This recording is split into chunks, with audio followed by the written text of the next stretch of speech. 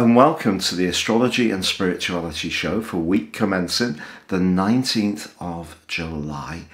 Now, of course, we're going to share the Hermetic Wheel on screen shortly. That's going to see a transition, I understand, from the Four of Cups to the Five of Wands. That's right, yeah. On Wednesday. So Elisa will discuss that shortly.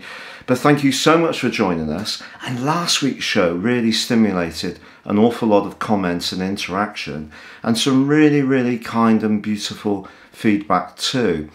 And that of course was part of the concept we were talking about for the word of the week was anxiety. So thank you for your contributions. This week, the first half of the week, we continue to see the Sun in an opposition to Pluto. That was there for the last half of last week. If you've encountered someone who's overbearing, forceful, wanting to impose their kind of credo upon you, then that's probably because of that aspect. But of course, we also have the opportunity to push back, resist, and to create our own boundaries. So that is still there through to Wednesday. But then on Thursday, we have one of the most important days of the whole year, because the Sun is going to be making its way into its home zone of Leo. It loves being here. This is about enthusiasm, creativity, joy, outwardness, sociability, interaction, and of course all of those things have been a little bit in short supply with the devastating impact of COVID. And obviously, you know, we are at a tenuous moment in the pushback against it. You know, some people have taken the opportunity to have jabs. Other people, for their own reasons, have decided not to. There are various variants that seem to be keeping to mutate. So it's a very sensitive time for society as a whole. But what the Sun in Leo is doing, especially as it joins with the passionate energies of Mars, is gives us some uplift, some sense of being more outgoing and looking at things in a brighter way. Now on the same day, Venus, the planet of love and affection, moves into the more cool and detached sign of Virgo, where in a technical sense it's known to be in its fall. So an area where Venus doesn't have such a great reputation, but actually Venus in Virgo can be about actions speaking louder than words. So if we can do something to assist somebody else, even if it's getting a fairer share on the domestic load in a partnership at home, or if we meet someone through our work, that's entirely possible, or in just everyday relationships, trying to make the most of those ties and celebrate the things that we have in common that unify us, not focusing on the things that make us different. Now also in the second half of this week, well, we are going to have an opposition between Venus and Jupiter, which can actually be very joyful. So let's embrace that. And then on Saturday, it's the full moon in Aquarius, the first in the month. There's going to be a blue moon in August, and this one is in a semi-sextile with the retreating Jupiter. And what I would say is that I think Jupiter can just soften things a little bit despite its retrograde. The sign of Aquarius, the moon there, is quite detached and cool, but it is very much about the collective, whereas the Sun in the sign of Leo is very much about us as individuals. It's more about expressing our ego, if you like. So we just need to make sure that we keep a balance between what we want to achieve for ourselves and how that impacts on others. So that's the astrological insight for this week. Now, what about this transition from the Four of Cups to the Five of... Well, let's put that Hermetic Wheel on the screen so we can see that move. So we have that Four of Cups for the first sort of half of this week. This is, like we said last week, it's a bit apathetic, maybe even feeling a little bit downtrodden, or that we can't speak up for ourselves, but that rapidly changes on Wednesday the 21st. And why is that then? Because the Five of Wands is a very passionate card to come up. It isn't easy because it can bring arguments, it can bring opposition, it's very territorial, particularly within family matters can be. But the thing to remember about this card, that even though it's tricky and even though there can be arguments and squabbles and people, you know, shouting to get their viewpoint across, it is wands, it isn't swords. So although this can hurt us, it's not going to, you know, wound us completely.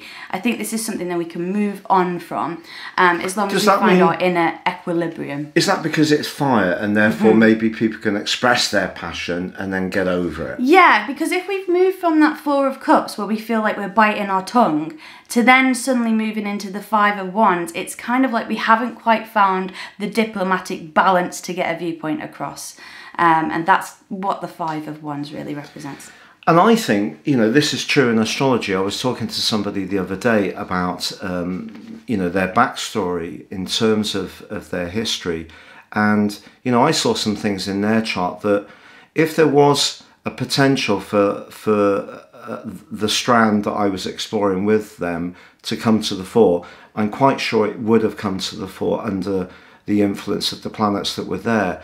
But these cards or these planets only bring into the open things that need rebalancing. So if something is working in harmony in your world, if your family relationships are good, you know, you're feeling satisfied with your work, you're feeling that you're fit and healthy and you can engage with people, then these more tricky influences won't demonstrate themselves quite as strongly. That's very true. Now, we have had a suggestion for the word of the week, which is quite complex. Yeah, so Entheogen, really interesting word. This is from Anima, thank you. Thank you so much for bringing it up. It comes from the Greek and it means to create something divine. En in Greek means within, Theo means divine, and Gen means create. So we put that together to get our Entheogen, and we are creating something divine. Well, I've got to be completely truthful here. I didn't know any of that. So thank you to Elisa and also Anima. So that's wonderful. Thank you so much. And usually these sort of creating this spiritual awakening from within can include working with herbs, fungi, or some kind of herbal medicines. So it's not for everyone, but it certainly can be helpful. So for example, about 10 years ago, I was really into the idea of ayahuasca, which is where you basically go on this sort of spiritual inner journey with the help of some psychedelics. I never went through with that because personally I'm very, very sensitive, and so any kind of drugs like that, even you know, pharmaceutical drugs, I'm very careful with, because everybody has different experiences. So I'm not against it at all if that's your, you know, cup of herbal tea, but it's not personally for me. Thank you so much. I thought you explained that really, really, you know, really gave me a lot of insights, and I just didn't know any of that. In a more accessible way, the other word of the week that we'd like to explore is kindness. Because if someone asked me what was the most important thing in my world, what defined, I hope, my approach to life, it is the hope to be kind. But of course the thing is that life comes along and tests us, and it's not always easy to maintain the stance that we most aspire to. So that's why it's important sometimes to go outside of ourselves and to read things, or to listen to advice, or talk to someone who's got a more independent view of something that can give you maybe a different steer on something, and that can help to get us back on track. And certainly with kindness, it's an aspiration definitely for me. I don't know how you feel with the word kindness, or how we act it out. How does that feel for you? It's definitely also an aspiration for me. I mean, I think I was brought up with that saying, you know, if you've got nothing nice to say, don't say anything at all. Now, the downside to that is you can keep a lot of things inside when they do need speaking about, and it's still all bubbles there. So it's finding that sort of balance between, is it always right to, you know, say something, or is it sometimes right not to? And we've all got to judge that ourselves, but I think if it's not going to help a situation to say something, if it's going to hurt someone to say something, I personally would really try not to do it, although I can't say I've ever been 100% at that in my life. Personally, none of us have. You know, that's the whole thing about the human state, isn't it? That we're all, you know, we have times when our perspective may be different because, you know, we might be isolated and we don't have anyone to balance our views or bounce our views off, or we may feel very angry, or we may feel a sense of injustice. And at that moment, you know, it's very difficult to see something in a 360-degree way, which means that we draw out from it, we see the bigger picture. But certainly it's an aspiration that we can all aspire to, I think. And I think, you know, we live in a society that has become increasingly, you know, material, and, you know, there is a lot of separation between those people who are okay and those people who are perennially struggling and finding life very difficult. And of course, through COVID, we've seen massive acts of kindness, massive acts of sacrifice that have cost people their lives, you know, particularly medical workers, care workers, people who perhaps in the field looking after people. I mean, I have a friend, shout out for a friend, Lee, and she runs a volunteers team through a network in Shropshire, and really a lot of the people that her team were assisting in the last year, a lot of them have died, probably about 20, and she's also had relatives of hers who've lost their lives to COVID. So there's a lot of suffering going on out there, and therefore the key with kindness, I think, is to try and keep that sense of perspective about what's really worth getting into, and understanding when people are being sinister or bullying or undermining, or if it is a petty irritation. And I think that's one of the things I really like about Christianity, to be honest. I wouldn't say that I was a fully practicing Christian by any means, but occasionally we do read the Thought for the Day, the Christian Thought for the Day, and it will challenge me in terms of how I look at something, how to challenge me. So we can have a tendency these days to, you know, all leap online, share a message on Twitter. So easy to do. You know, abuse a footballer for missing a penalty, who, you know, I think one of the ones that came up this week from a Tory minister was, that's a Conservative Party in the United Kingdom, who said that a footballer here would do better to practice his penalties than he would to discuss the shortage of food and meals to deprive children. Quite outrageous lack of kindness. So yeah, it's very, very important to try and keep that big picture in mind and not seize on things that, in the course of the big picture and the suffering that is going on there, through poverty, through deprivation, through lack of education, through a lack of clean water in various parts of the world. We've had the British government, of course, have enacted this incredibly unkind policy of decreasing the budget to overseas countries, even though it's against their own laws. Outrageous behaviour. So kindness comes in many different ways, so we can all just try to do our best, knowing that sometimes we might miserably fail if someone does irritate us or annoy us, but try our best to be as decent as we possibly can. That's how I see it. Yeah, anyway. I love that. And also just dish out a few compliments, you know, to people. If we see it, like I saw a girl yesterday in a really lovely dress, I thought it, and I thought, no, I'm going to tell her. And I told her, and she was like, oh, that made my day. And it would make my day if someone said that to me. So kindness doesn't have to be these big things that we do. No. They can be small acts of kindness. I think acknowledgement of a person's history is a massive kindness. Wow, yeah. And it's something that a lot of people are really, in my observation, not great at doing. Just little observations that move outside of our situation, so we see how it is for somebody else. And as I said, you know, I get it wrong, but we have to look at what people's motives are. If people's motives are totally hedonistic, you know, selfish, and for their own aim, that's something, you know, that's not so good. But you know, sometimes people will get it wrong when they don't mean to get it wrong. And if we can bear that in mind, we can help to have a healthier outlook on the world at large, I feel. Now, in terms of the modality of this week, are you going to have an angel card or? Well, this week I got this lovely unicorn necklace from our local market, which I have been wearing. So I thought we'd go with the unicorn theme. Lovely, especially as we are near the sea. Yes. So let's give these a... Ooh. Oh. See what unicorn message comes up for us today. Okay.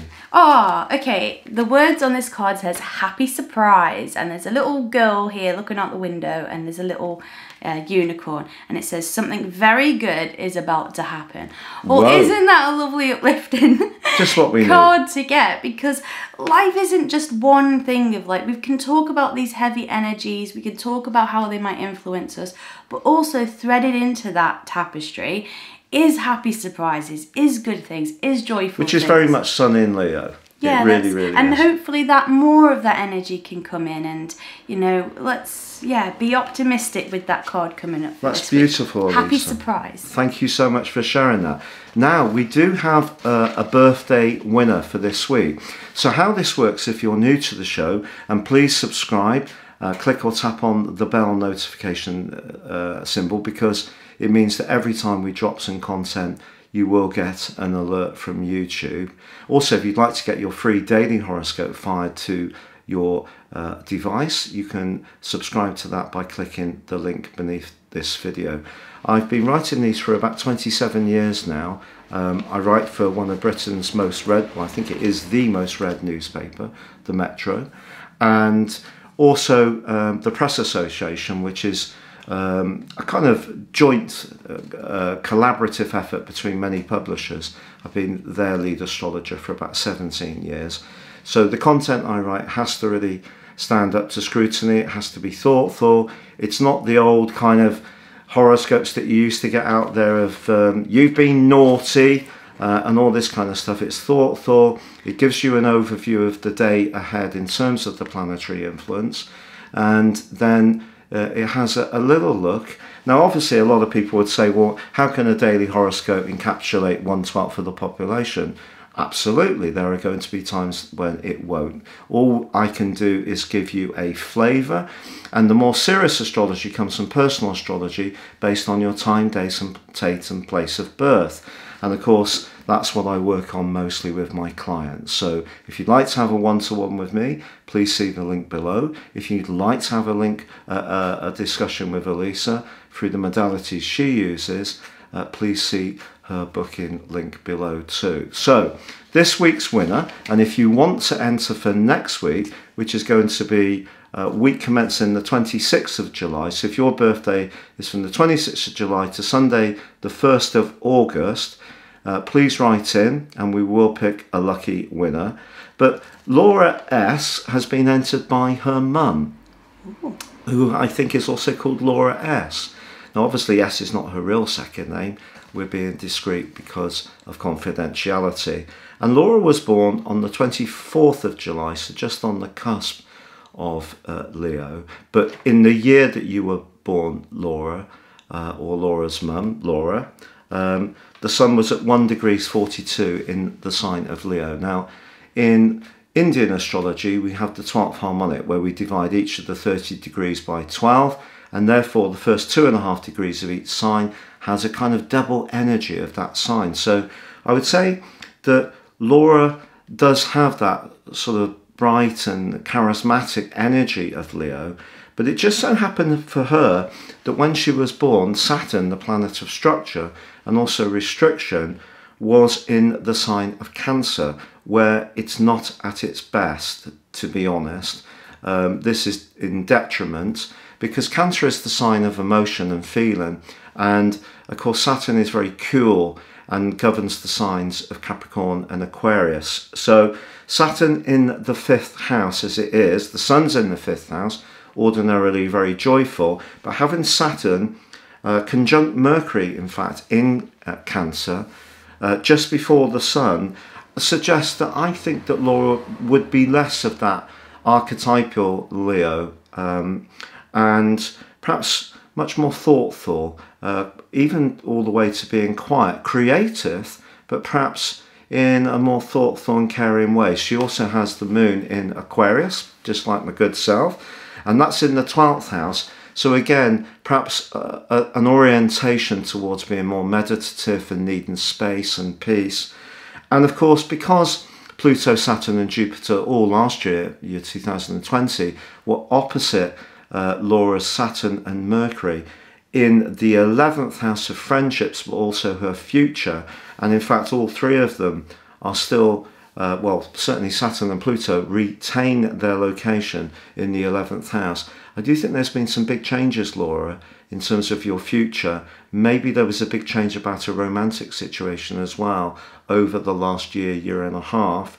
But Jupiter has now moved into your 12th house. So that's giving you a real passion and desire to expand your awareness to the more spiritual dimension through things like astrology, but it could be through traditional religion. It could be through different types of edicts and approaches that people have. And all that kind of stuff could be very alluring to you at the moment. And it will be next year when Jupiter goes across your ascendant and catches up with your natal Jupiter that I think you're really going to have a sense of new beginnings. And I think it will be later next year. So from now until then, I do feel is probably a time of transformations. You have Pluto on your descendant, which is a very powerful place for Pluto to be. And so I think it's possible that when it comes to relationships, you're someone who takes relationships extraordinarily seriously, but also they can define some of the changes you go through in life. That's true of all of us, of course. Relationships are profoundly important, but because you've got Pluto there as well, really since Saturn, I beg your pardon, squared up with your descendant towards the end of 2017, the start of 2018, and then more recently you've still got Pluto in the sky squaring your natal Uranus and also Eros, which is an asteroid of relating. I think something big has been changing around a relationship for you, perhaps of a romantic kind, but it could also be around your affiliations, the people that you connect with in the network, stuff like that. Now, in terms of your solar return, now this is very interesting. Again, I haven't had a chance to look at these. We always seem to be behind, but you do have a lovely combination between Mars and Venus, but in the 4th house. If you're moving home anytime this year, it wouldn't, be a surprise. And also you have Saturn conjunct the moon in your 9th house. So I think there could be some kind of negotiation or discussion going on. It could be a contractual matter, maybe linked to some kind of settlement, payout. I'm not sure exactly what, but Saturn conjunct Moon in your solar return in the 9th house suggests change around your home, but you might have to work for it. Now, I've got exactly that same aspect myself this year, so it means that there can be sort of limitations around home life. So we've moved into this new home, and sincerely, it's been a very sensitive process because the couple who lived here before, who were a lovely couple, we can feel that energy. They sadly died in the last year, and because of COVID and where the family live, their possessions weren't cleared. So we're having to deal with that. So that's a limitation on our home, and also getting used to the new environment as well. So Saturn can be like a handbrake on the emotions when Saturn's on the moon. So I think taking your natal chart into consideration and this solar return, this is a time of change of where you live. Some of your key relationships, perhaps even a more devoted tie, has changed over the last couple of years, but you are going to really start afresh from about halfway through 2022. So I hope that helps you, Laura. And what else haven't we talked about yet? I think we've talked about a lot of things. I think as well, I would just like to say again, thank you for our Patreons. Yes. It's just meant a lot to us, especially with our moving journey. You being so closely involved in that. We are doing a few projects behind the scenes that we're not quite ready to talk about yet, but really, really exciting stuff. So we'll keep you updated on those. Yeah, thank you so much, Alyssa. So thank you again for joining us. So please check out your 3 daily horoscope below. Please subscribe if you get to do so, and please enter your birth date details for week commencing the 26th of July if your birthday is then. And also, if you'd like us to discuss any more words of the week for next week, please jot those down. Now, I do know that grief came up as well, and I think it was a brilliant share. We just wanted to, because grief and anxiety can actually be very closely linked, I think, especially if grief has not been expressed. So it gets bottled up and then it can come out in different ways. So we are going to revisit that word next week because we thought it was such an important word. But Anima had come up with this cracker, and what we wanted was something complementary to go with that was really quite different from last week's theme. But next week we will look at to grief. Definitely. We've got a lot to unpack with that word, so stay tuned for that one. Absolutely. So have a lovely week. Stay safe. Take care. And from the A team, it is... Goodbye from me. And it's goodbye from her. Goodbye.